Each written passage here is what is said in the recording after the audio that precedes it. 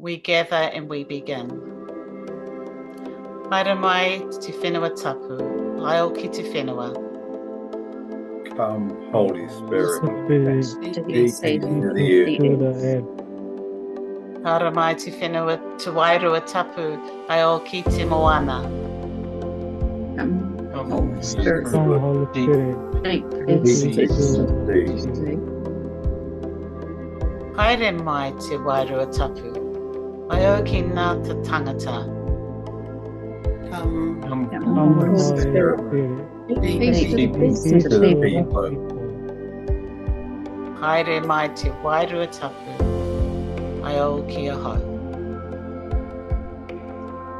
Come, Holy Spirit, deep into me. I'd invite you all to turn your sound off. Trisha, thank you. Holy ground.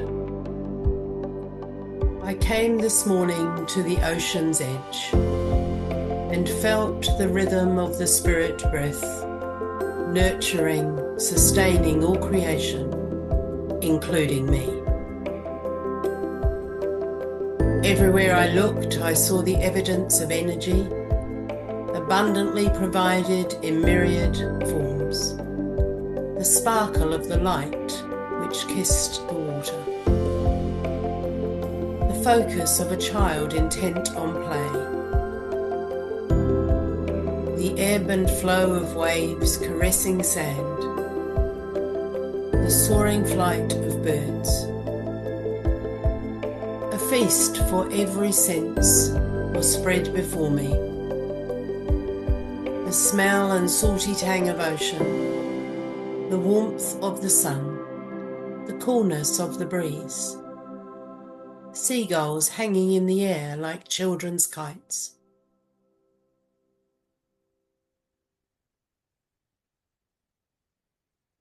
The gentle sustaining of foam-fringed wavelets.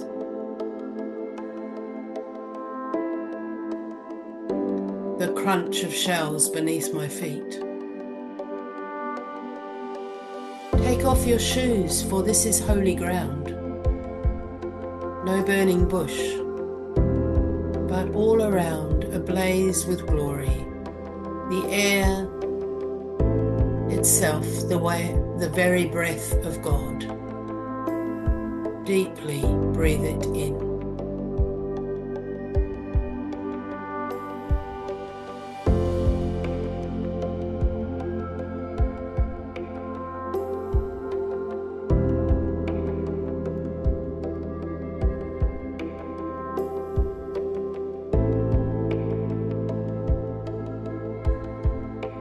You're on mute, Glenn. Thank you. Loving, gracious God, as we gather this evening and reflect on where we have come from and where we might go and hear David's words, we remember the EFM family around the world. In particular, we think of our friends in the US, mourning the loss of Rick. We think of Angela and their family, and all those who he has had a role in mentoring over the years, including us here through his words. We thank you for his service to you, his willingness to roll up his sleeves and to get involved even these last few years in this massive rewrite of the curriculum.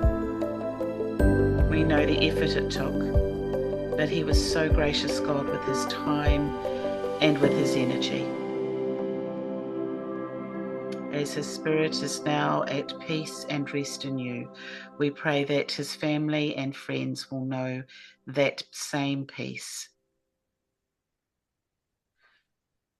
So as we listen, God, open our hearts and our minds as we might reflect on our own involvement over the past years with EFM. Help us to be grateful for what was, but to not cling to it, but to look forward to the future possibilities. In your name we pray, Amen. Leanne, can I hop in for a few seconds before you introduce David? You can when we've said the blessing to one another. Sorry.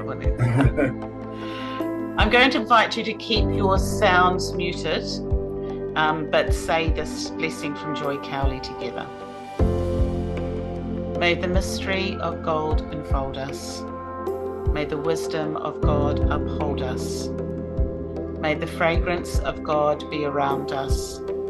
May the brightness of God surround us. May the wonder of God renew us. May the loving of God flow through us. May the peace of God deeply move us. May the moving of God bring us peace. It's my pleasure to introduce someone who probably needs no introduction to most of you, but then I'm the Presbyterian amongst the flock of mostly Anglicans, so I get to do that. Most Reverend Sir David Moxon, retired Archbishop of Aotearoa, New Zealand, who likes to just be called David, and who some time ago said to us he'd promised his moko that he would have more time for them when he retired. I know you're supposed to have retired, David, but you seem to be doing an awful lot around the traps. David helped bring EFM to New Zealand in 1979 and was very involved, was the first chair of the trust, and has continued to be involved and offer his advice when it has been asked for. David, it is appreciated that you have stood in the wings ready to just quietly come in and be part of the conversations when we've needed it. And I thank you for that. It's been much appreciated.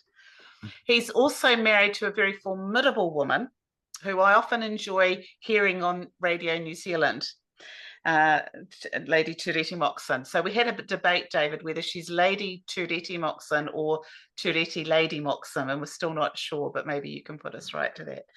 So we've asked David to come and share his reflections on what has been and what might be, bearing in mind that at the moment in our crazy world, things seem to change very, very rapidly. And so even things we decide today may in another 6 weeks have to take on a new spin or a new twist. So David, I'm going to hand over to you. Thank you very much. And it is lovely to see so many of you, past EFMers, current and new to come with us this evening. Thanks so much for being here. Kia ora, Leanne. E ngā mana, e ngā reo, e ngā hau e whā, o tēnā koutou, e te harita ngākau, e ngā mene tō te rongo pai, ngā kai ako, ngā tumuaki tēnā koutou, mo te ato koutou e mana ki ko rāwiri ahau, he pihopa o ta hahi mehena re. Thank you very much. It's wonderful to be in this world again, and I'm looking forward very much to what you have to say and your own, perhaps theological but personal reflections on some of the things I'd like to share. Thank you for mentioning my mokopuna. When I was working for theological education by extension, he, at the age of 7, told a colleague of mine that I worked for theological education by extinction. And I've tried to disabuse him saying that. And thank you for mentioning Tureti. We have a little joke in our whānau that when we want to find out what she's really, really thinking, we turn the television on. So she's been very prominent in terms of Te Ako Whaiora particularly, but also the United Nations Geneva Indigenous Rights Group very recently. But lovely to be amongst many friends and to share with you. I've got a very simple outline, and I hope perhaps a surprisingly simple message. So I haven't gone for screen sharing dense material. I've gone for seminal ideas, which I think are maybe useful to reflect on. The 3 things that you've asked me to talk about are the past, the present, and the future, and you've put that in terms of the journey so far and the journey yet to come. And I'm talking about the journey so far to begin with, then the and, meaning the present, and then the journey yet to come in that simple threefold sequence. I'd like to begin with a poem or prose semi-haiku thing from Anne Powell, who I think picks up some aspects of what we're exploring this evening. You know, She lives in Waikanai by the Waikanai River, and she's a Senecal sister community member and has a number of published books. And she says this: you want to get to where you're going, even if you don't have a map or a torch or a long piece of rope for emergencies, let alone a band-aid. The thing is to do the journey. Enjoy wherever you pass, be it city or shoreline or paddock or people, and tune your breathing to the rhythm of soul. It's in a way a very brief, metaphorical way of describing theological reflection. Tune your breathing to the rhythm of soul from the context you're in. It's a traveling, pilgrimaging kind of experience. You're not learning rote from an encyclopedia. You're not swallowing a book whole. You're engaged in a dynamic. And she then says in her poem, like a koru, I am a listener, hearing the split of silence at Hoka Falls. I am a singer making music on the wind in the tussocks. I am a woman awaiting the rise of yeast and the sound of bread growing. I am a traveller opening, like a koru, my ear. That's deep listening, that deep attentiveness to what God is saying to the church, what God is saying in my life, what God is saying in word and sacrament and experience, tradition, all the very sources we have for our work. Well, I'd like to pay a tribute to Tricia, who's here this evening. She did a wonderful paper on the journey so far, which I will very briefly summarize because you can, and I'm sure have, read it on the website for the 50th Tennessee Sewanee EFM anniversary last year, 2025. She was asked to describe where we've been. And you and I, Tricia, had a talk on the phone. And I'd love, if I may, by very quick bird's eye summary, pick the main points you've made as a quick way of addressing the journey so far, where we've come from. This will be just a walk down memory lane for you, but I think we need to pay attention to it before we talk about what's happening at the moment and where we might be going. So 1979, the year that EFM was first introduced, making it one of the longest international partnership arrangements in the world. It arrived in New Zealand, care of an enthusiastic ministry educator from Christchurch who happened to be on a summer break at the University of the South at Sewanee, Tennessee, shared across the Anglican Christian Educators Network, and then it was disseminated for lay ministry, particularly licensed lay ministry, as you will know, and then became quite quickly, although very Anglican in its genesis, became immediately ecumenical as well. It was adopted by the New Zealand Association of Theological Schools, NZATS, and they supported the arrangement with the University of the South with a license and so on.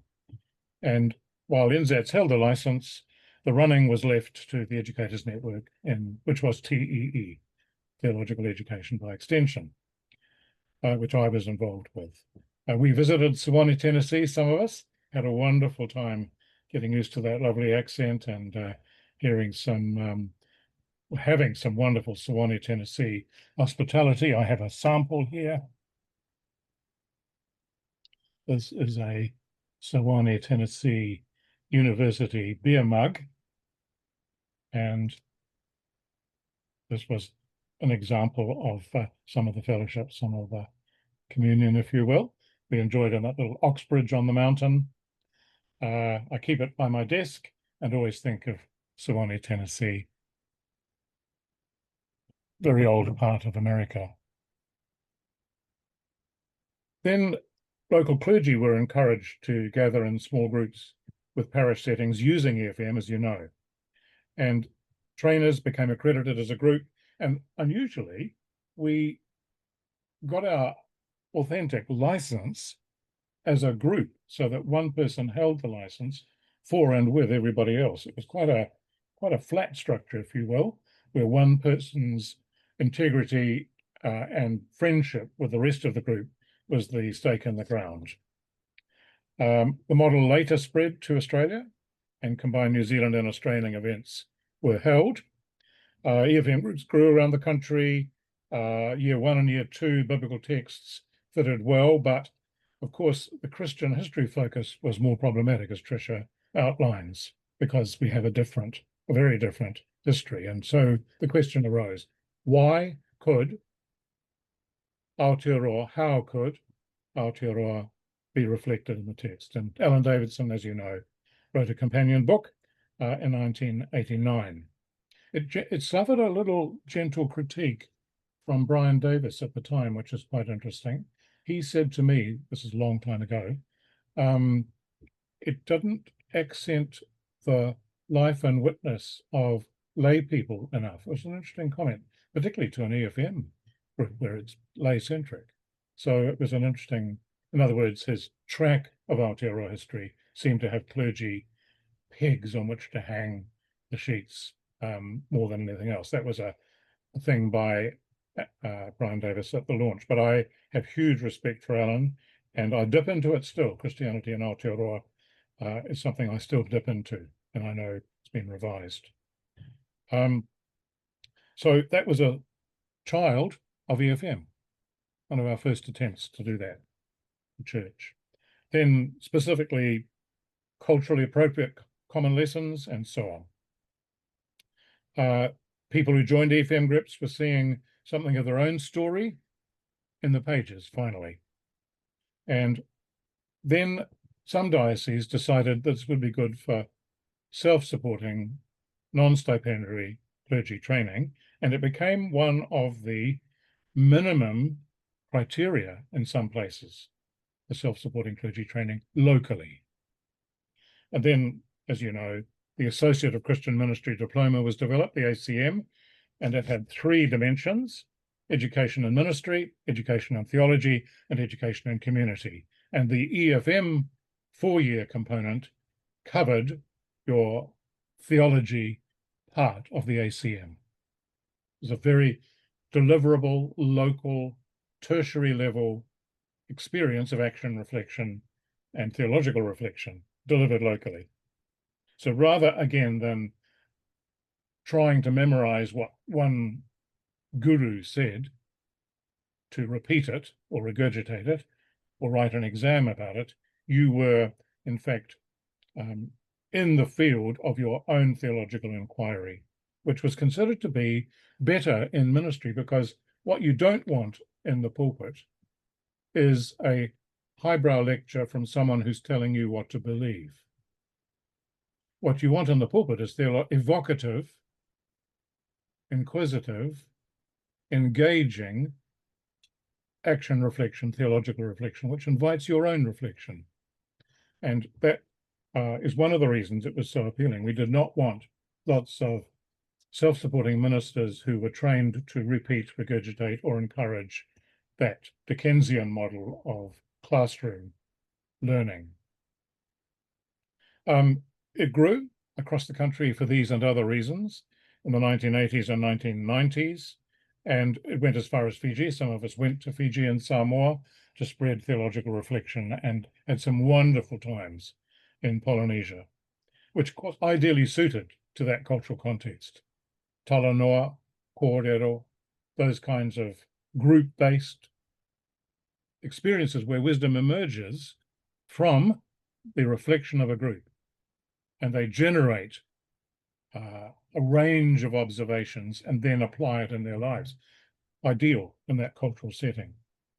It's kind of ironic, really, that something that came out of a southern state, American university, Western cerebral education methodology to some extent, later learned how to be culturally comfortable in communal-based group wisdom settings like Fiji, Samoa, and Tonga. I went to all those countries with EFM and had a wonderful time. 1992, there were 15 accredited trainers to cover the country's training needs, and they would travel to other areas to help each other, work each other. The TE, or DEFT as it was later called, was later disbanded, and that presented EFM with a problem if it was to continue. And under the direction of Paul Dyer, who'd been on the board since 1983, an independent trust was established to be the board of governance moving forward. And this was completed in 2001, split into two wings, the administrative executive and an accreditation executive. By the signing of the trust deed, they had been merged into one board executive and a representative of the trainer network to fill a space on the board. There will be a bit of tweaking 2008, 2014. This is still our document. The board led by a chairperson who's elected annually and designed to be inclusive across denominations and educational networks. So Presbyterians, Methodists, Salvation Army, Catholics, Anglicans, and others have served on the board over the years. Unlike other parts of EFM and unlike many other trust boards, people who are part of the EFM family receive no financial input payment. It depends on aroha, depends on mātauranga, it depends on whānau, it depends on those concepts to thrive. It exists because people want it to exist. It's an act of the will, not an act of financial gain or some kind of canonical mandate. We've had a very stable administration, as Tricia writes, and leadership over the 45 years. This was writing last year. And the initial board and trust board have seen very few changes. We think, you mentioned my role, there was Paul Dyer, Peter Williams, Bill Atkin, Judith Wigglesworth, Tricia Carter, and Leanne Munro. And the stability in leadership has done much to enhance reliability and reputation. I want to, of course, mention Barry Gibson, who was there from day one of enrolments and continued serving for 30 years as an administrator. Wilder Macbeth, Executive Officer in 2014, with some restructuring there. And Michael Crawford Butler this evening continues in these footsteps. Now, a major revision of EFM from the source occurred in 2013, and it had an impact on the way forward for planning and delivery of EFM. And whereas in the past material was forwarded to New Zealand and printed and bound by local publishers, the new material moved from parallel guides and common lessons to reading and reflection guide and interlude books and so on. You'll know very much more even than I about this current scene. Students source their own books from a range of overseas supplier. Then a new era was launched in 2014, a good platform to reposition. Now, what was coming at exactly this time of reform was a major change in the way Christian, biblical, and theological education occurred in this country, but also around the world. There were lots of snazzy little swallow this, add water, stir 3 times, and you'll come out as a theologian.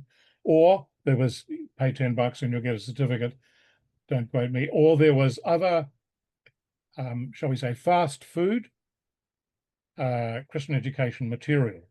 But EFM stubbornly and persistently and necessarily stuck to what I'm going to argue in a few minutes is its unique charism. That is to say, how to generate theology from valid, deep sources that go through your own mind, be transformed by the renewal of your mind, according to St. Paul. And it was that dynamic, rather than that swallowing whole, that EFM continued to stand up for in the space of the fast food alternatives, in my view, which I think is still what makes it absolutely crucial, and I'll argue for that in a minute. Of course, some of the alternative programs were attractive because they were shorter. They involved less commitment. You could do some of them online, and so on.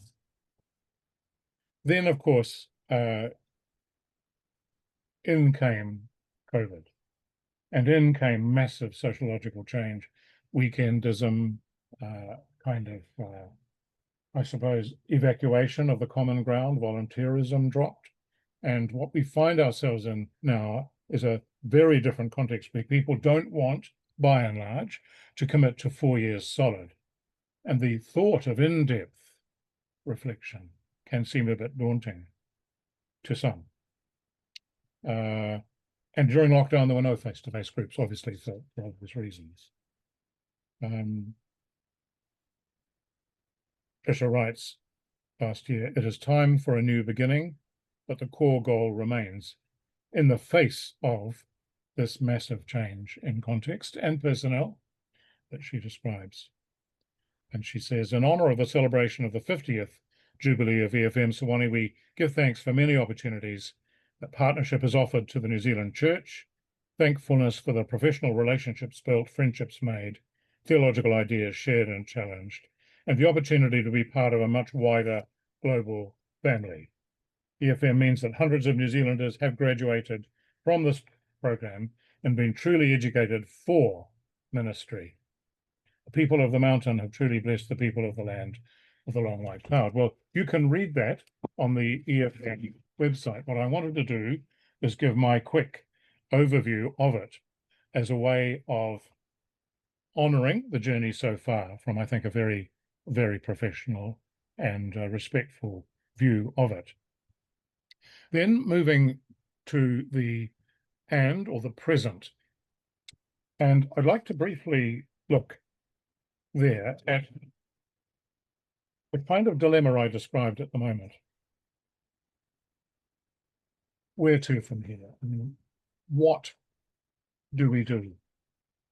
How do we repackage? How do we reimagine? How do we reproduce this extraordinary experience, which of course is personal experience, personal position, Christian tradition, culture, society, all cross-pollinating each other?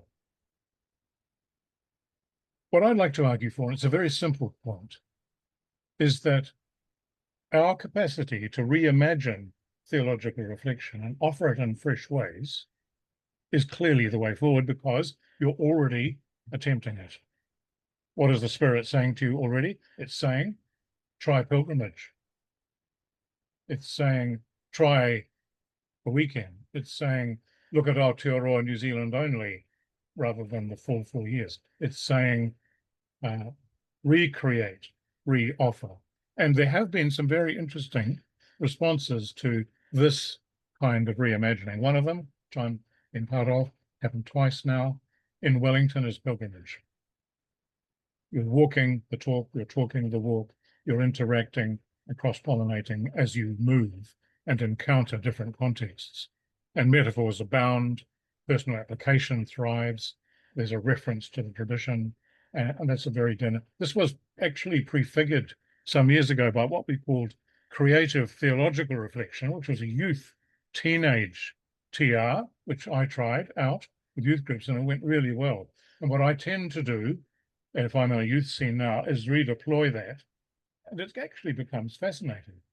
It becomes very interesting. And I think another future opportunity is to say to school chaplains we have contact with, try this. Make RE more dynamic, more evocative.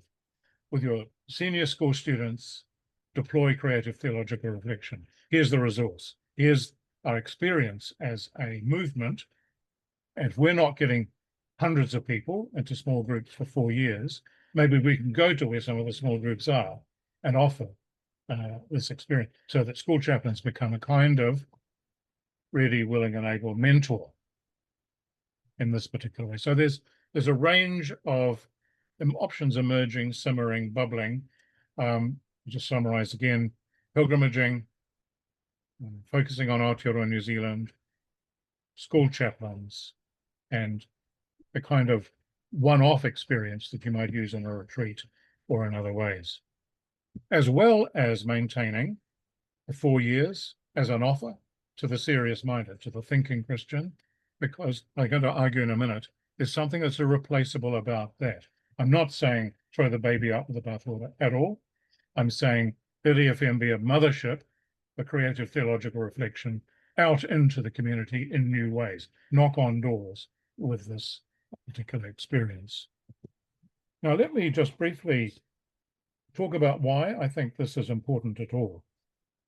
It's important at all because I believe EFM and theological reflection that it offers is the only program in the world that gets you into the engine room of the way the Bible emerged.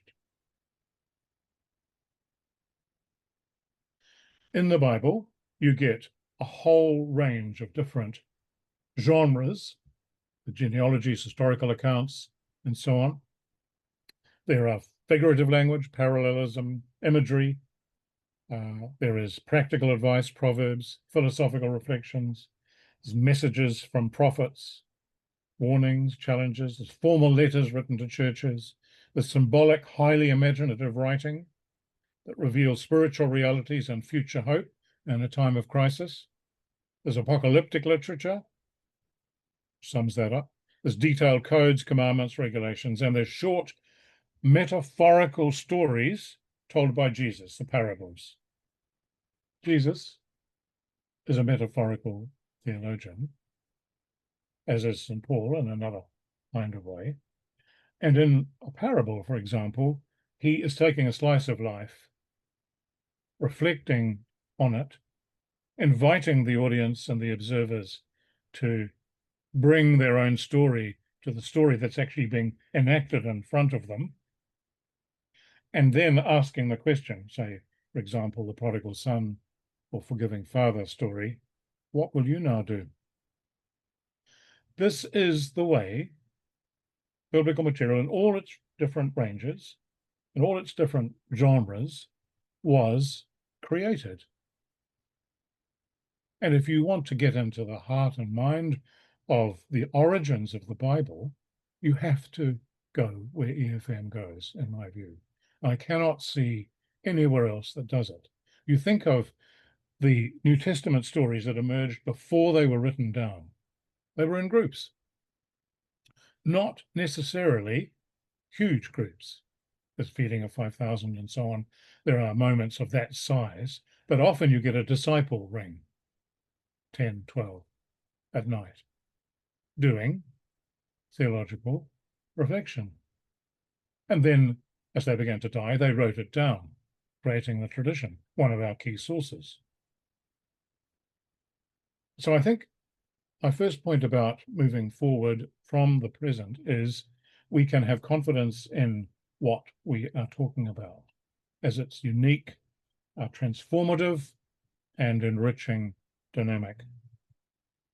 I'd like to give you an example of what I mean in the Pool of Bethesda story in John 5.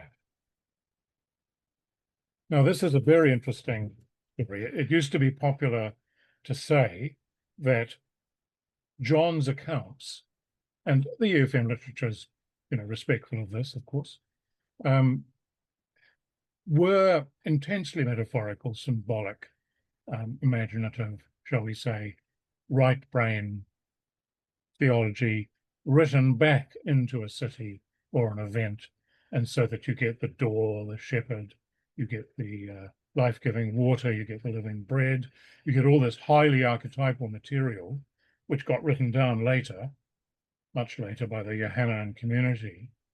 But the John is essentially reading back into, in this case, something that happened in a pool by the sheep gate in Jerusalem while Jesus was alive. Well, what was interesting about examinations of this story and of the site, and you'll probably know this, archaeological research, I've been there, I've had a look a couple of times, has shown that John's narrative is precisely descriptive of what the pool was like. It had 5 covered colonnades, 2 basins. That's exactly what they found and what is recorded in John. What's terrifying about this story, and this is where a slice of life meets a Johannine tradition, which meets a transformative experience, which brings a story which changes a person. They're in the engine room of the New Testament, is this. You know the story. A man had been invalided.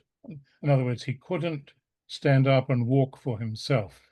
He felt, I suppose you'd say, kind of jelly legs, or a trembling, or a inability to stand up tall. And he's been there for 38 years, and every time the water stirs, as you know, the crowd read into that an angel has arrived and moves the swirling. And he thinks, like everybody else around the pool, according to that tradition, that if someone picked him up and took him and put him into the swirling, he might be healed. And lots of people rush and bustle, and suddenly, unexpectedly, the water swirls. He never gets there. He never makes it. He hasn't got mates. He hasn't got friends or relatives to pick him up at the sudden, unexpected, spontaneous moment, and he can't get through the crowd. That's his predicament. And that's where he's been stuck in his life experience. Well, Jesus arrives and does three things which are totally unexpected. And this is a radical demonstration of unexpected love.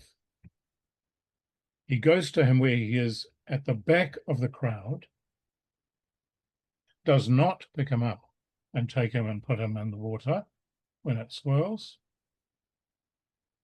just stands there and looks at him and engages in a conversation about his inner resources and what must have happened when their eyes locked is a sense of messianic charism meeting Jewish person who felt hopeless and immobilized.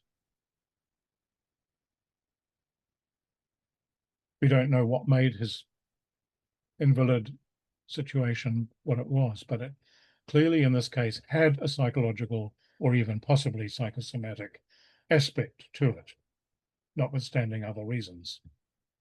But he sees this, shall we say, Davidic messianic figure who's not interested in the pool, not interested in the Roman soldiers in the Antonia fortress, not intimidated by Herod or Pilate, the oppressor, colonizer, suppressor of his people, his being and his body. He sees a liberating figure. He sees compassion on legs. He sees a smile from God, if you will, through the eyes of this man. And that's all going on in this extraordinary encounter. And as you know, the man eventually finds the strength to stand up, to rise up and walk. Now, what would happen if that man was in an EFM group and he was describing what had happened in that little moment and slice of life? He would talk about liberation. He would talk about how the tradition had its limits and divine grace, which is everywhere, got channeled through a encounter with another extraordinary human being.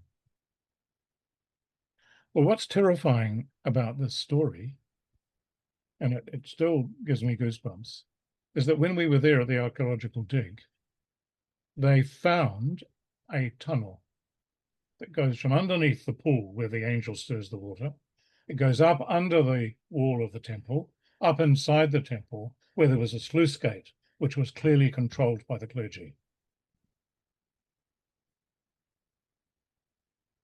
They lifted the gate when they chose to keep the superstition going.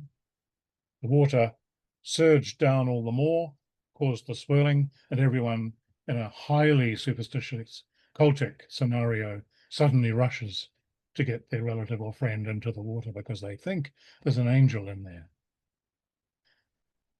And that adds this extraordinary point. Jesus ignores the pool. He's going straight for the man's ngākau, his tinana, his wairua, his body, his mind, his soul, his capacity, his potential, his cultural situation. He's not interested in priestly control. He's not interested in the Romans, not interested in the survival of the most bustly, hustly people who can get you a fix. He's interested in the person's potential. So you can see where I think I'm using that powerful example. I'm spending quite a lot of time on it because I don't think there's any other program that gets you into that kind of engine room. And that helps me say we need to hang in, obviously redeploy, recreate, but clearly not abandon, clearly keep small groups going as we can, and to be confident in the reality, authenticity, transformative capacity of what we're actually encouraging people to do. What I've noticed, we've had some EFM graduates, as you may know, through St. Peter's Cathedral here a few years ago, and I was given the privilege of giving their certificates. It's only a couple of years ago. They'd had 2 groups going here in Hamilton. And I know that most of those graduates are hanging in for life with mission and ministry because they were given an experience which was for life, which was deep enough to survive the vicissitudes of I don't like this priest, or I'm not sure about that, or the institution's done this, or they actually found an engine room inside themselves, a ministry and mission, which will see them for the rest of their lives. They will go on doing this intuitively, instinctively, for the rest of their lives. And they will be and do and share. I watch them all grow and contribute. And of course, because we're dealing with a small group of people, that's not necessarily a bad thing because we're getting thoughtful, reflective, quite often mature Christians who are being empowered to share the engine room of biblical imagination and action. This is very, very important. I'd like to underline the point before we close for discussion by quoting from Ian McGilchrist. Have any of you come across Ian McGilchrist? He's a British psychiatrist. Nobody? Put hands up. No, I'm quite pleased to hear this because I'm not taking Bells to Newcastle in that case. All right. Never say to anyone you should read this book, but I think you should. Anyway, but there's a nice and easy way. Just Google, and you can see summaries. He's got a website. But I'm going to mention him because he is a fellow of All Souls Oxford. He's a British psychiatrist of many years, and he's researched, shall we say, spirituality, theological imagination, and the mind and the body. And he's reapproached left brain, right brain. I know we no longer make those artificial distinctions as bridges. The old stereotypes of left and right no longer work. But he's found that spirituality, theological imagination, which influences what we do and say, is best stimulated by the right brain driving the left brain. In other words, you need a metaphor. You need an archetype, you need a symbol, you need an image, you need a way of conceptualizing and embodying what you believe to be true, or are discovering to be true, or creating truth for yourself in vehicles that carry it through you. And a metaphor, an image, an archetype, a symbol, sacramental experience, conversations in groups. Every conversation changes you, even if you don't realize it. He's arguing that culture in the Western world has diminished and disencouraged this capacity because of the same serving up fast food agenda, from advertising to binge Netflix watching to methamphetamine to suppression of courage, volunteerism, compassion, occupying the common ground. And he thinks we're in big trouble because the more we move to let the left brain, I'm not making either or distinctions, but the tendency of the left brain to be mechanistic, convergent, without this imaginative, higher intellect, inspiring, motivating, creating, we will more and more go down this little word bubble, sound bubble, virtual reality, AI prison of thinking. We need people who are free to think radically, creatively, imaginatively, and to work out what it means and what they do. Now you can recognize EFM in everything I've just said. He thinks this is, I would encourage considering watching at least one video of his. Ian McGilchrist, that's I-A-I-N for Nelly, McGilchrist. You'll find him all over the place. He's Christian in his identity, but he's also very generous and hospitable and open-minded in dialogue with groups of other faiths and or other values. So I suppose I'm saying that you can be confident that trying something new means you are dealing with something that's at the heart of the matter, and therefore you can be confident that it's worth the risk.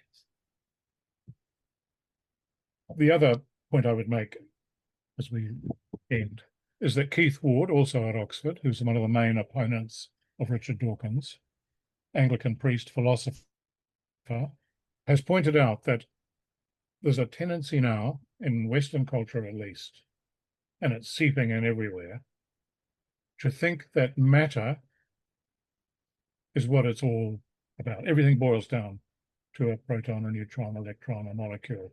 And if you can find the mechanisms, you will find a kind of minimal meaning, but it's all actually essentially driven by physics and molecular biology and biochemistry. And what he says about this, is Keith Ward, that presumes that consciousness, the mind, capacity to reflect, produce imaginative images, is a product of physics. Whereas he's arguing very convincingly that consciousness precedes matter. In other words, God, creator, spirit, te wairua tapu, te kaihanga o ngā mea katoa, te waiora, te toka, as source, the wellspring. There is a consciousness in the universe which is generic, which generates mind and is mind and percolates through all minds. And EFM encourages you to think that that's the case.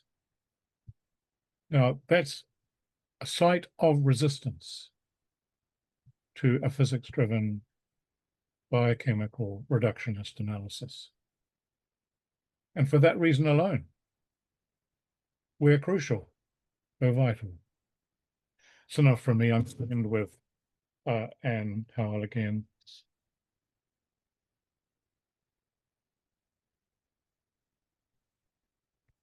Visit us in the breath of wind and endurance of cliffs and glow of Gorfai, in silence of stars and solitude of moon, in eyes of the poor, in embrace of a mother and pleasure of friends, in faith that does justice. Green of fern, feathers of kereru, rocks of Wairaki, waters of Taupo, dive of gannet, arc of rainbow, stars of the Southern Cross, refresh us, warm us, encircle us, bathe us, focus us, protect us, guide us. Thank you.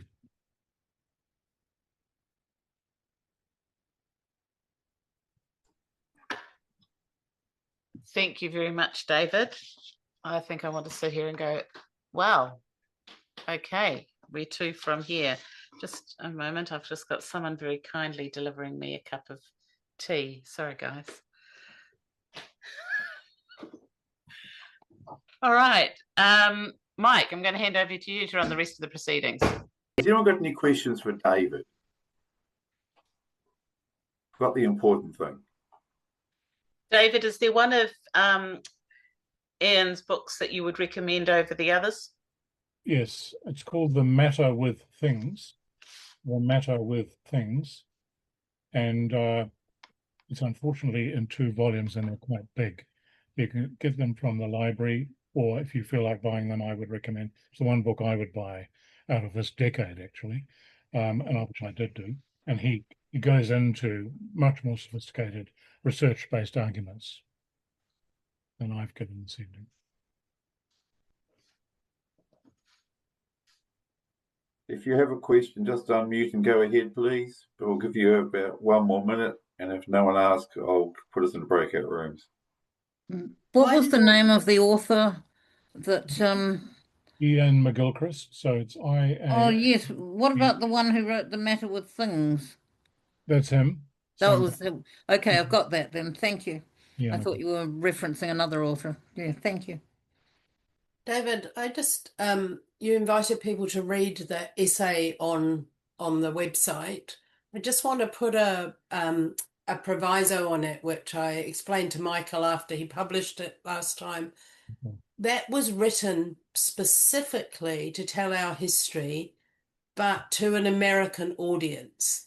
Yes. And so for New Zealanders to read it, it looks like the whole bicultural journey was given a very sweeping sort of simplification. And it was to try and get it into helping it understood in a completely different context. So it needs to be read in our context with a much more awareness, which we carry and most New Zealanders carry, and which EFM certainly carries.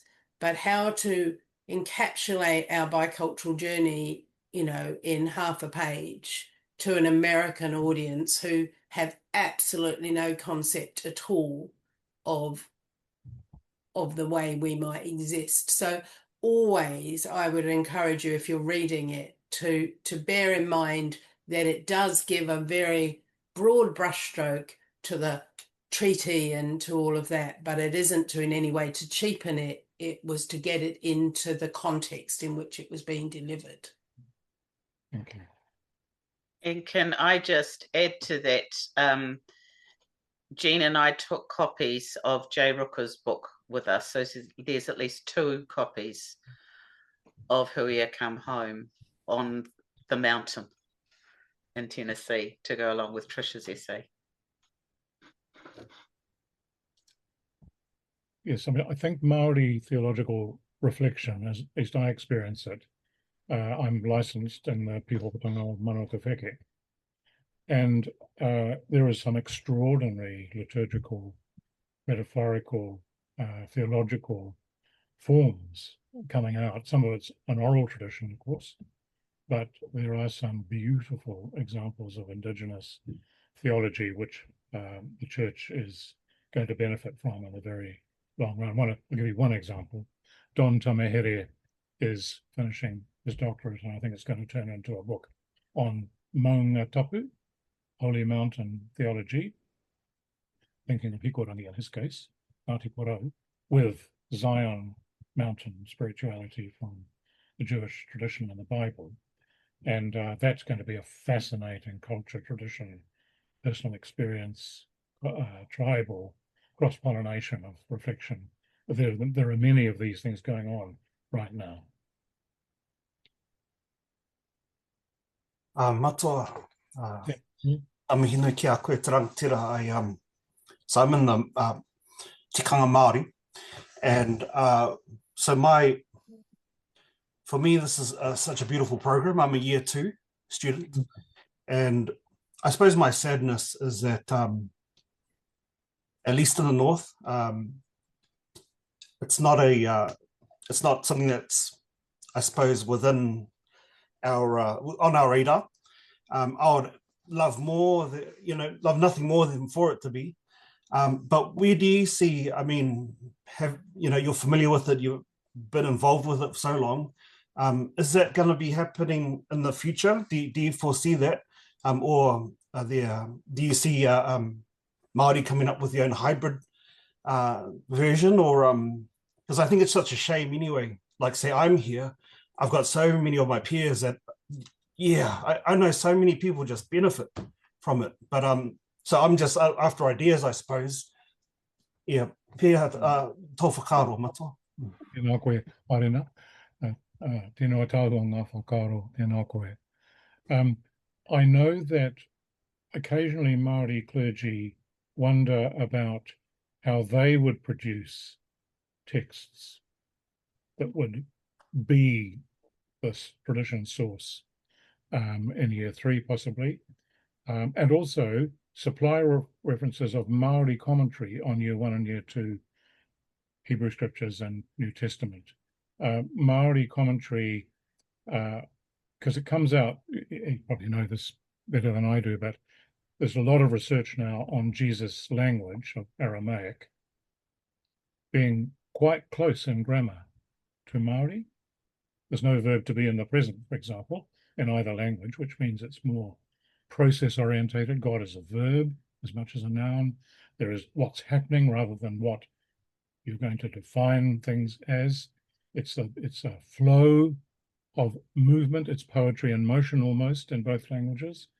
And that kind of work, I would encourage you to ask questions in Te Pihopatanga of whether a scholar at Te Rauka Hikatea could devote some time to Māori texts in year 3 or year 4, or repackage the whole thing for a Māori context. So, for example, as I say, Māori biblical commentaries woven in much more comprehensively, and then tikanga Māori telling of the story of the church. Hirani Kā's book, Te Hāhi Mehenari, is one obvious source for year 4. I think has EFM got up with that? Probably has. But that's a good way of talking about tikanga Māori, Te Hāhi Māori, in Māori terms, by Māori, for Māori, with Māori. It's the only way that's going to go. So I would say we're at the beginning of that challenge, I don't know, and it needs to be picked up. Tēnā koe. Tēnā koe matua. Treaty relationship, there's, of course, it's much more diverse than the Crown and Māori. The other thing that people brought up as a challenge was the migration, I guess, towards being online and using technology, and that being a challenge for some people, particularly potential EFMers, future EFMers that live in spaces that don't have access to the internet, or people who don't have the kinds of technology that you need to do Zoom. So that could be a challenge that EFM might need to address. People sort of reflected on their experiences during COVID. Also the benefits of meeting up, the real value in meeting up ka nohi kitea, face-to-face, and really establishing and growing relationships with our fellow journey people. Yeah, and I think it's about all we've covered, but if there's anything else, feel free to jump in, Michael. We'll ask people not to actually, Alan, because we're in danger of going over time. There you go, Mike has spoken. Got it. Would someone from the other room like to report back, please? So our group covered quite similar sort of ideas to what the first group has covered. So firstly, there was an appreciation of the depth of vision that David brought to his talk, which I thought was amazing. And then a sense of we'll have so much treasure in EFM, and what can we take out of that moving forward. I think there was an appreciation of the ability to reimagine EFM in different contexts. And I think people appreciated the fact that we, as David said, and people appreciate the fact that we're already trying to do that through different ways and means. One way is through using different technology, through Zoom, through short courses that have been developed. David talked about the creative TR around with school chaplains, and there are other ways as well. One thing that was mentioned was that it's helpful that people feel daunted by the fact that it's 4 years at a 4-year course, and that can be daunting for a lot of people.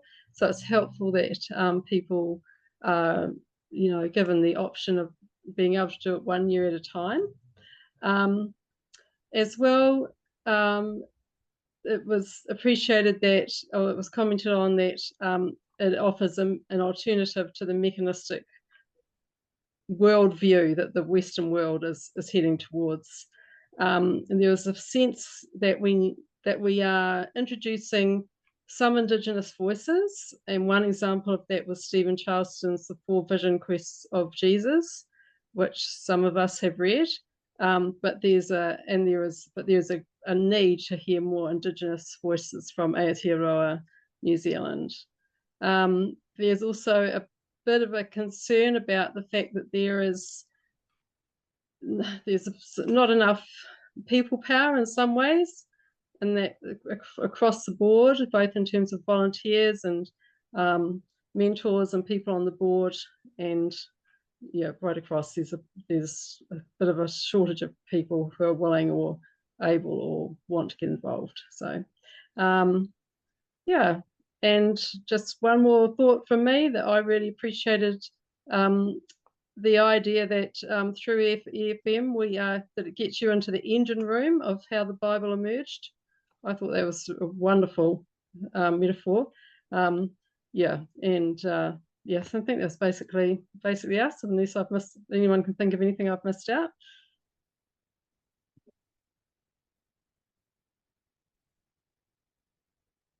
Thank you, Sarah. I'm now going to hand over to Ailsa to close us.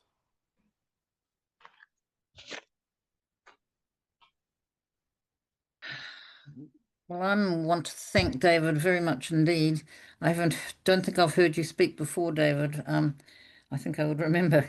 But I agree entirely about the depth of vision and insight that you've given us. I mean, I've been involved with EFM for a long time, with a big gap in between. But you have given such an all-encompassing vision of what EFM has been and does and will be and can be in the future, and the need to retain it because of so much value. You pointed out so many things, the wisdom that emerges from the reflection of a group, the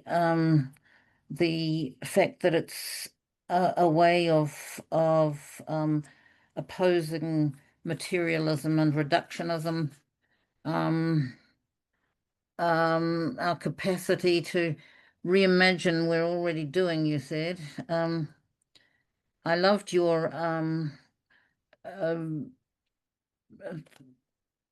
pool story, the way you expanded on that. That's such a great example of what's possible with an EFM to think in that way, and you gave new insights into that. You talked about getting into the heart and mind of the Bible, and certainly that's my experience. And I loved the fact that you pointed out that early Christians reflected in groups. So we're actually repeating what has been going for 2,000 years. And unique, transformative, enriching dynamic of EFM you talked about. All things that I entirely agree with. You said we need to hang in while recreating, and you pointed out that the hundreds of people in New Zealand, and no doubt the thousands around the world, who have been through EFM, hang in for life, because we've all been given mission and ministry. I also, like Sarah, really enjoyed the engine room metaphor, that we are now empowered to share. There isn't time to sum up everything, but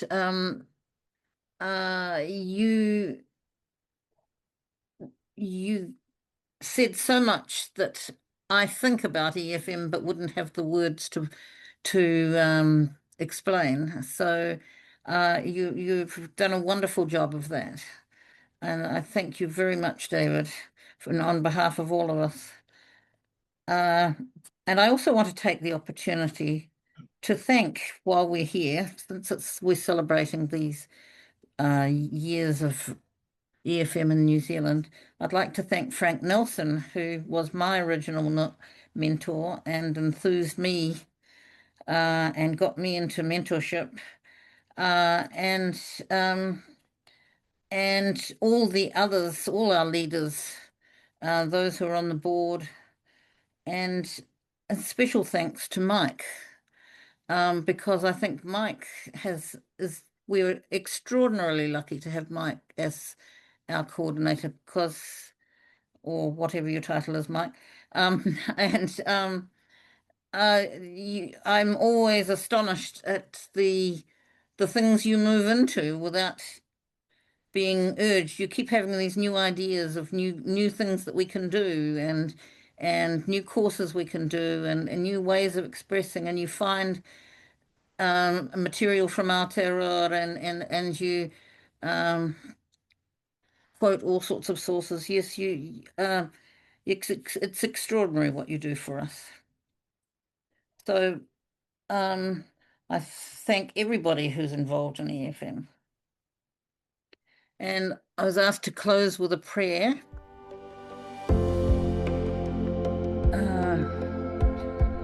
Loving God, we thank you for the last 50 years of education for ministry, for its influence over the ministry of thousands here in Aotearoa and throughout the world, for all those who have served you in EFM groups and consequently in our communities, for all the moments of understanding and inspiration that we've shared with one another, for the exercise of our minds and the growth of our spirits, for the love we have experienced in EFM and have been able to extend to so many others.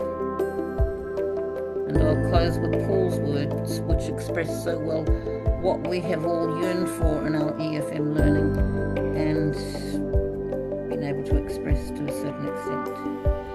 And now to God, who is able to strengthen you according to my gospel and the proclamation of Jesus Christ, according to the revelation of the mystery that was kept secret for long ages, but is now disclosed, and through the prophetic writings is made known to all the Gentiles, according to the command of the eternal God, to bring about the obedience of faith to the only wise God, through Jesus Christ, to whom be the glory forever.